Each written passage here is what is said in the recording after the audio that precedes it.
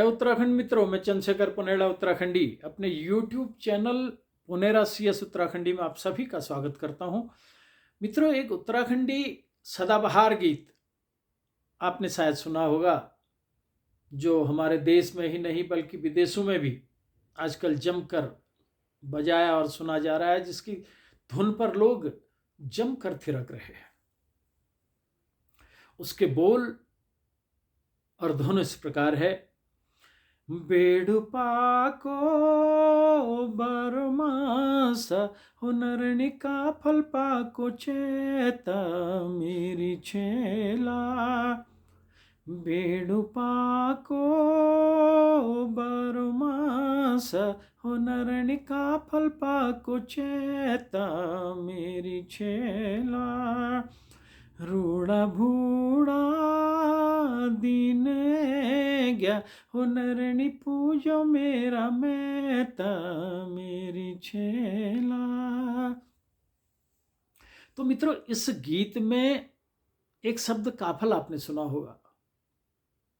ये काफल जंगली फल है उत्तराखंड का और इसी महीने पकता है। इस महीने जबकि फसल के पकने का भी टाइम होता है, इससे जुड़ी हुई इस मनमोहक गीत के दूसरे पहलू, जो कि बड़ा मार्मिक पहलू है, और इससे जुड़ा हुआ एक किस्सा, एक लोक कथा मैं आपको सुनाने जा रहा हूं, जो उत्तराखंडी कथा का रूपांतरण हिंदी में मैं आपको सुनाऊंगा। मित्रों, उत्तराखंड के किसी सुदूरवर्ती गांव में एक महिला अपनी बेटी के साथ रहती थी। चैत का महीना था, फसल भी पकी हुई थी और पेड़ों पर काफल लदे हुए थे और पके हुए थे। तो एक सुबह मुंह अंधेरे महिला उठी और काफल के पेड़ से काफल तोड़कर लाई और उसने अपनी बेटी को जगाया। कहा, बेटी, मैं खेतों में फसल काटने के लिए जा रही हूं, उठो, उजाला हो गया है। ये काफल लेकर आई हूं, मैं खेत से आऊंगी तो दोनों माँ बेटी मिलकर ये काफल खाएंगे। बेटी आंख मीचते हुए उठी और जब उसकी नजर उस काफल की टोकरी पर पड़ी तो उसके मुंह में पानी आ गया। वो कहने लगी, माँ, मैंने कल शाम से कुछ नहीं खाया, मैं क्या कुछ काफल खा लूं? लेकिन उसने बेटी को उसके आग्रह के बाद भी इनकार कर दिया।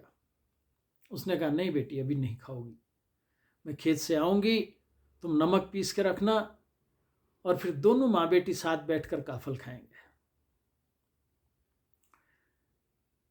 खैर, बेटी ने अपनी माँ की बात मान ली।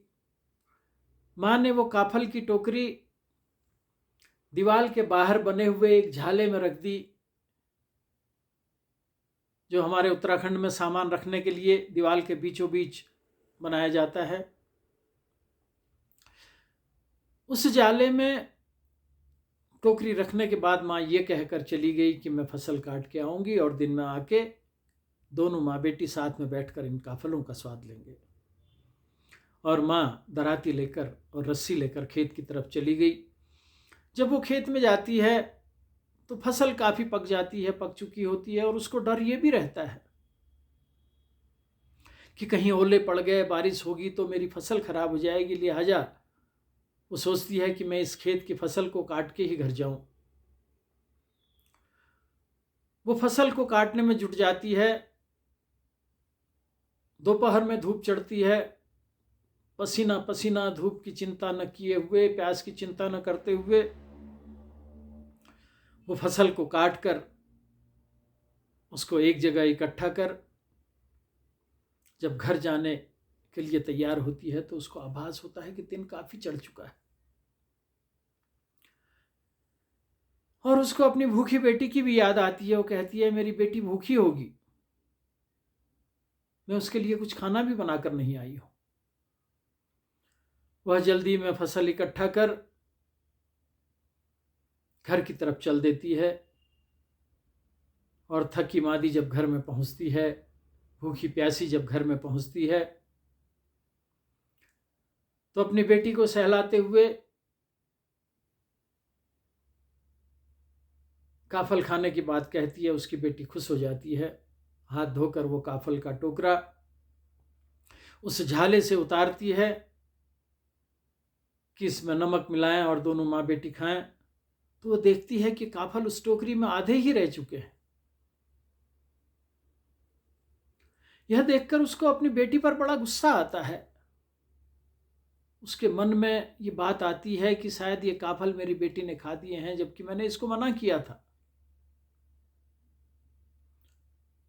इस बात को लेकर वह क्रोधित होकर अपनी बेटी को डांटना प्रारंभ करती है और गुस्से गुस्से में उसकी पिटाई भी कर देती है। और जैसे ही पीटते पीटते अपनी बेटी को धक्का देती है तो उसकी बेटी जमीन में गिरकर आहत हो जाती है। उसका सर जमीन में टकराता है और वहीं पर वो निष्प्राण होकर गिर जाती है, निढाल होकर गिर जाती है।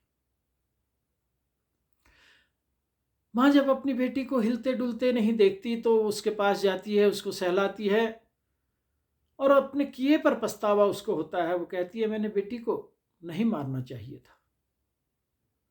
और जब वह सहलाती है, उसकी सांसों को चेक करती है तो उसको ये आभास होता है कि उसकी बेटी निष्प्राण हो चुकी है, उसके शरीर में प्राण नहीं है, उसकी मृत्यु हो चुकी है। वह अपना माथा पीटती है और अपने को कोसती है, कहती है कि मैंने काफलों के लिए अपनी बेटी को मार डाला। शाम होती है, उन काफलों को जैसे ही ठंडा मिलता है, नमी मिलती है, तो काफल पुनः ताजे हो जाते हैं। और दूसरे दिन सुबह जब वो देखती है कि काफल की टोकरी फिर से भर गई है, वो ताजे हो चुके हैं। जो सिकुड़े हुए, धूप से सिकुड़े हुए काफल थे वो ताजे हो चुके हैं और टोकरी में उनकी संख्या उभर कर ऊपर आ गई है। तो उसको आभास होता है अपनी गलती का। वो कहती है कि मेरी बेटी ने काफल नहीं खाए, बल्कि मैंने उसको निर्दोष होते हुए भी इतना पीटा कि उसको मौत के घाट उतार दिया। वो माँ भी अपनी जीभ काटकर वहीं पर अपने प्राणों को त्याग देती है। तो कहते हैं कि उसके बाद वो बेटी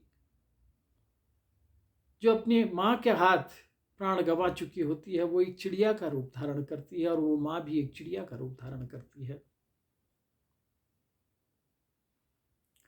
वो बेटी आज भी इस चैत के महीने में एक चिड़िया के रूप में बोलती हुई आपको नजर आएगी।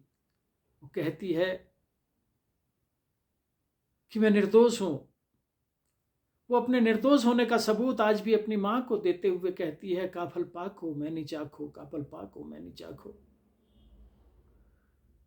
और दूसरी चिड़िया जिसको कि बाद में ये पता चलता है कि उसकी बेटी निर्दोष है, वो भी उस बेटी की इन बातों का जवाब देते हुए आज भी उत्तराखंड में चैत के महीने में बोलते हुए नजर आती है, काफल पाक को तैनी चाखो, काफल पाक को तैनी चाखो, काफल पाक को तैनी चाखो, काफल पाक को तैनी चाखो।